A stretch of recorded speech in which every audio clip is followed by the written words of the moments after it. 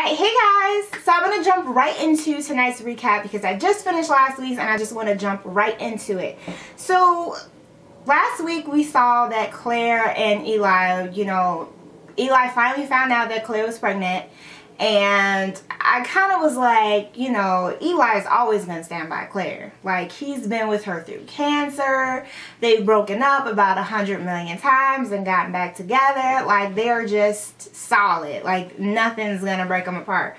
So this week's episode, Eli is just like the sweetest little thing. He's pretty much back, I guess, for summer break or whatever, and he signs up, or he's like trying to get a job at the Dot, and I'm not sure, I'm pretty sure he was probably going to follow his heart anyway, but he bumps into Trishan when he's like leaving the Dot or whatever, and Trishan's like, you should go after Claire, you're totally here to win her back, da da da da da. And then, we kind of see Eli just kind of look off and be like, maybe I should. So he goes to the school and he sees Claire with Drew, who, of course, they've been spending a lot of time together because she's getting ready to have his baby. So he sees her with Drew. Yeah.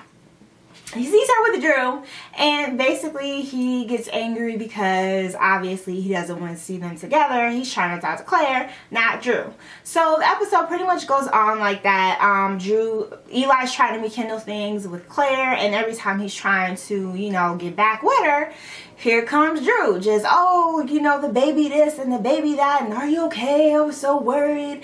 I thought something happened to you. And it's so funny because at first Drew just did not want this baby at all, and now he's just like all over Claire, making sure she's drinking the right things, making sure she's eating the right things, and here's poor Eli on the sidelines trying to figure out what's going on with him and Claire, and he's pretty much just like, I can't breathe without you, you're my life, I want to try to make this work, but we have to I want to do things with just me and you, not you, me, and Drew.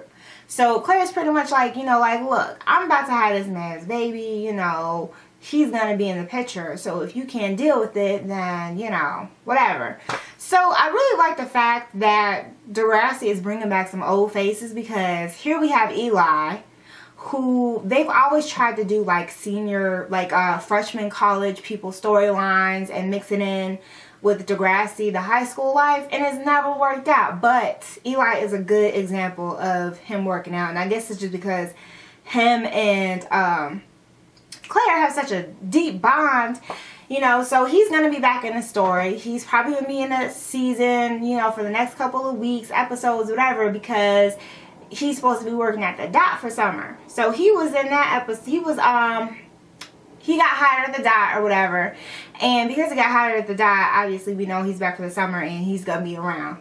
And then they also brought back Spencer, and I guess he's like still a manager at the Dot. Like, okay, how many times have we seen episodes of the Dot but we haven't seen Spencer?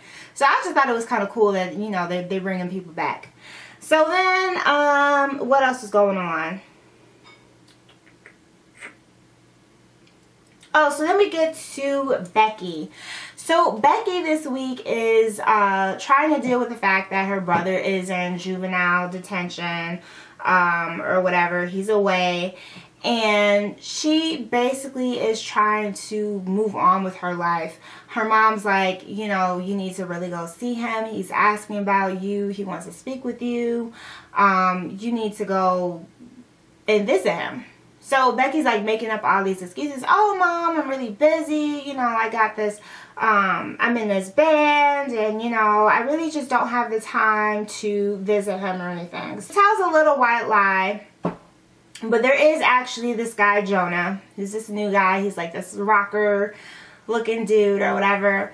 And turns out that, he has a band, and Becky decides that she's going to try out for it. So she tries out for the band. She sings in front of Drew and Imogen, and she sounds horrible. And she tries out in front of the band, and Jonah's like, oh, I just really don't think you're the right fit for this band. I don't think you should be in it. So while she's like leaving out of the audition or whatever, she drops this letter, and it's a letter from her brother who like wrote her while he's in juvenile detention. And he pretty much, you know, I guess in the letter he's like saying he wants her to visit or whatever. And Jonah like gives Becky the letter and he lets her know what's up. He's like, you know, you're walking around with a lot of weight, you got to get rid of it. And then he like quotes like this biblical scripture, and it just kind of leaves Becky thinking like, well, maybe I should. So she goes and she visits him, her brother, and then her brother pretty much tries to apologize. You know, he's like, I need to repent, and you know, we need to get past this. I'm so sorry for what I did. And Becky's like basically not hearing any of it. She just is like, whatever, you ruined my life. There's nothing you can do to repair it. You know, just holding all type of grudges. And it's just kind of like, I think Becky, you know, eventually she'll get over it. But right now, we all handle things in different ways. So Becky, I didn't say she, you know, handling this very good. But, or very well rather. But, she's just dealing with things her own way. So she's got to deal with it how she wants to deal with it. So anyway, after she visits him, she goes to school the next day or whatever, and she runs into Jonah again, and he's like, you know what, I've you know, been having that song that you sang stuck in my head, and I really do kind of want you to join the band. So now Becky looks like she might be joining this band. So that's pretty much what happened to her this week. And then lastly, there's Zoe and her craziness. This girl, I'm telling y'all, Zoe is just, she's too much. Like, she just be doing the absolute most. Like, oh my gosh, she's just, no.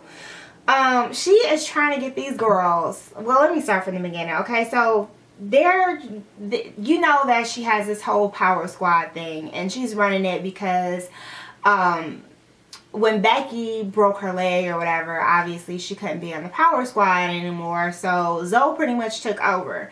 And she's just like this leader, and all these Niners are underneath her, taking new photos of themselves with this champ mess, and just all of that. Just, ugh. I don't even know if I want to recap this, y'all, because it's crazy. So, you know, they've been taking the photos of themselves nude or whatever, having everyone pay them for taking the photos. And then the girls are like, they want to start doing like competitions and stuff with the money and paying for like uniforms and stuff.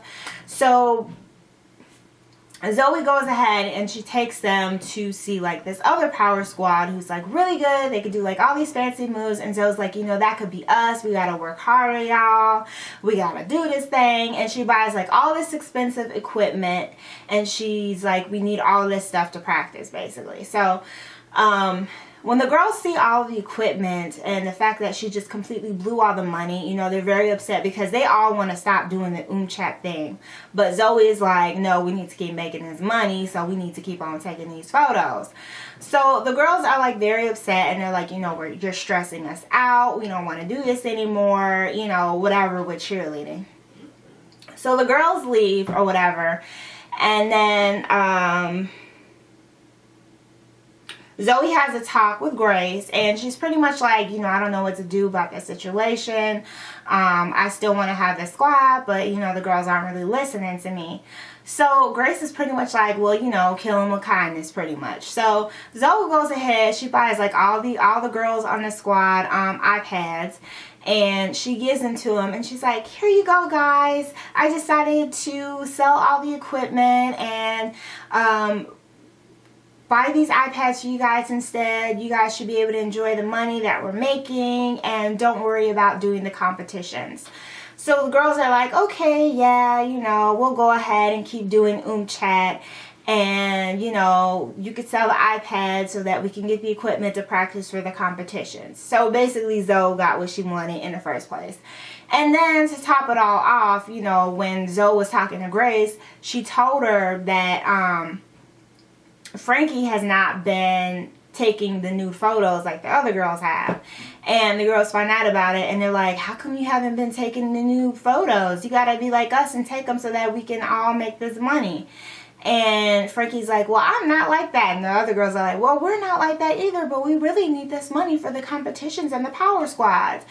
And then Zoe's pretty much like, well, if you don't want to do it, then you're off the team. So pretty much Frankie's pressured back into taking these new photos. So yeah, I don't know where Degrassi gets these storylines from, but come on now.